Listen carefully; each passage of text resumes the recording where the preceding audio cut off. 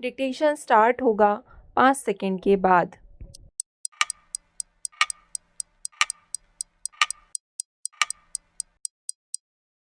महोदय, हम स्वाधीनता की स्वर्ण जयंती मना रहे हैं।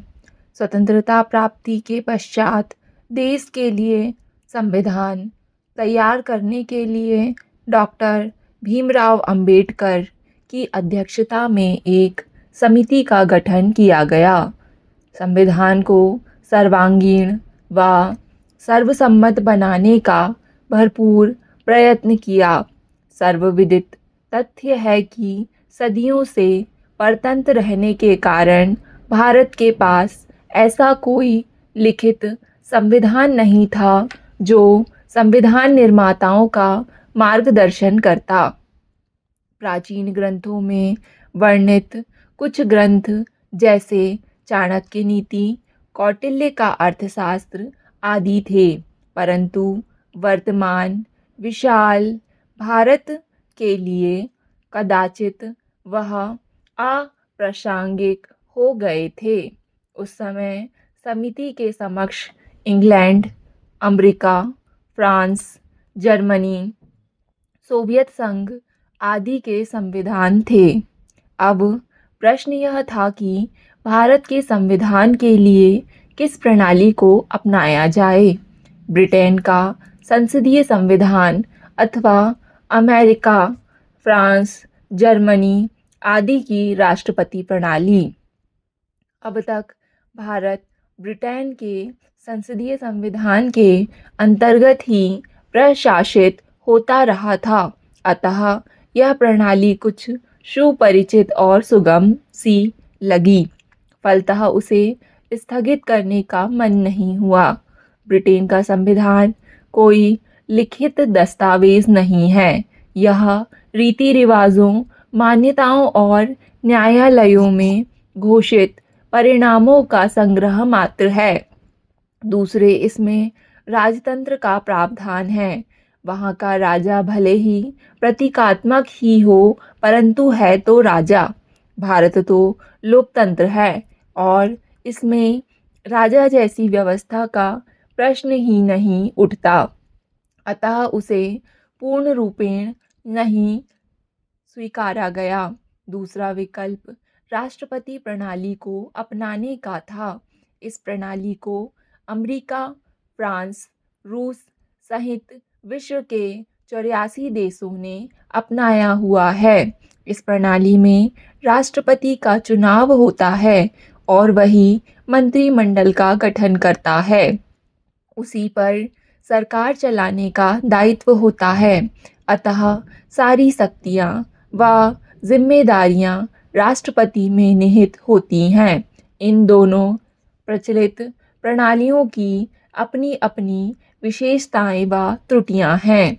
संविधान निर्माताओं को लगा कि राष्ट्रपति प्रणाली में राष्ट्रपति तानाशाह हो सकता है। संसदीय प्रणाली में समायोजन की राजनीति संभव हो सकती है, अतः दोनों प्रचलित प्रणालियों को अच्छी अच्छी बातें लेकर भारतीय संविधान का निर्माण हुआ। राष्ट्रपति का पद शामिल किया गया, परंतु ब्रिटेन के राजा की तरह नाम मात्र का सर्वोच्च अलंकारिक पद बन गया। संसदीय प्रणाली की अवधारणा ब्रिटेन के संविधान से ली गई, जिसमें राज्य का दायित्व प्रधानमंत्री पर है। सारा काम राष्ट्रपति के नाम पर संपन्न होता है। संविधान सभा को संबोधित करते हुए डॉक्टर अंबेडकर ने कहा था, हमारे सामने राष्ट्रपति प्रणाली और संसदीय प्रणाली दोनों विकल्प हैं और दोनों लोकतांत्रिक व्यवस्था के अंतर्गत ही आते हैं। फिर भी दोनों में मूलभूत अंतर है। संसदीय प्रणाली ज़्यादा उत्तरदायी व्यवस्था है, जबकि राष्ट्रपति प्रणाली में स्थायित्व अधिक होता है। हमारे संविधान निर्माताओं ने स्थायित्व के बजाय उत्तरदायित्व पर ज़्यादा जोर दिया।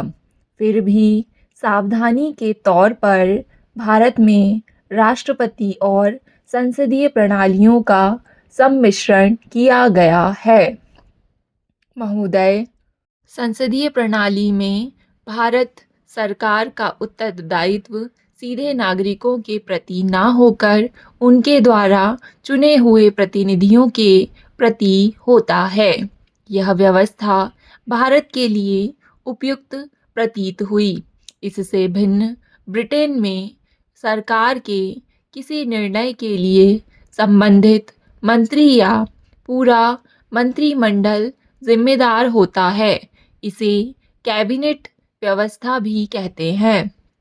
ब्रिटेन में किसी सरकारी आदेश पर सीधे मंत्री हस्ताक्षर करता है, जबकि भारत में मंत्री केवल विभागीय मिसल पर हस्ताक्षर करते हैं और आदेश सचिव के हस्ताक्षर से जारी होते हैं। पिछले लगभग 58 वर्षों तक देश की सबसे बड़ी राजनीतिक पार्टी कांग्रेस ही रही है और अधिकांश समय तक वही सत्तारूढ़ रही। बीच बीच में कुछ समय अन्य राजनीतिक दल उभर आए और अल्पकाल तक ही सत्तारूढ़ रहे, क्योंकि कांग्रेस लंबे समय तक अकेले सत्ता सुख भोगती रही। उसे संविधान में किसी प्रकार का संशोधन व बदलाव करने की आवश्यकता अनुभव नहीं हुई। वैसे भी संविधान बनने के बाद भी भारत में व्यवस्था के प्रश्न पर लगातार विचार विमर्श होते रहे। क्या संसदीय प्रणाली हमारी इच्छाओं व आकांक्षाओं के अनुरूप सिद्ध हुई है? नेहरू जी ने कहा था कि यदि वह संविधान लोगों की मूलभूत आवश्यकताओं, रोटी, कपड़ा व मकान की समस्या हल ना कर पाया तो वह एक कागज का टुकड़ा मात्र है। गांधी जी ने कहा था कि हमारे लिए स्वाधीनता और संविधान का मतलब है कि हर गांव को पीने का पानी जाए, परंतु आज भी पानी की समस्या क्या गांव क्या शहर सर्वत्र विकट बनी रही है। ऐसे में अगर संविधान समीक्षा की बात उठ रही है तो आश्चर्य नहीं। जो कुछ देश में घटित हो रहा है और जिस अनिश्चितता के दौर से देश गुजर रहा है, इसकी परिकल्पना कदाचित हमारे संविधान के निर्माताओं को नहीं रही होगी। कुछ वर्षों से देश में राजनीतिक उथल-पुथल मची हुई है।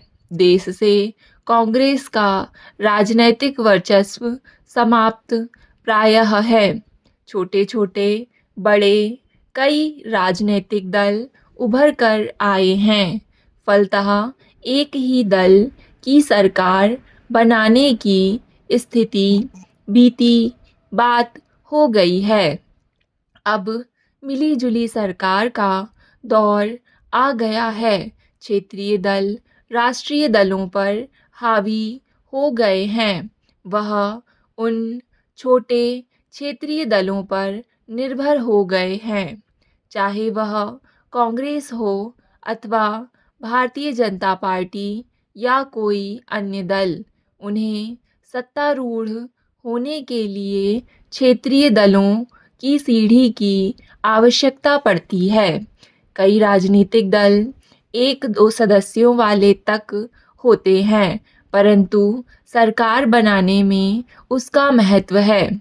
संयुक्त सरकारें अपने निजी बहुमत के अभाव में कोई उल्लेखनीय ठोस कार्य नहीं कर पातीं और उनका अधिकांश समय अपनी सरकार बनाने के लिए लग जाता है। फलतः ऐसी सरकारें अल्पकालीन होती हैं और देश को बार बार चुनाव का खर्च वहन करना पड़ता है, जो भारत जैसे विकासशील देश के लिए भारी पड़ता है। देश की जनता का भी चुनाव प्रणाली से विश्वास उठ गया है। स्टॉप।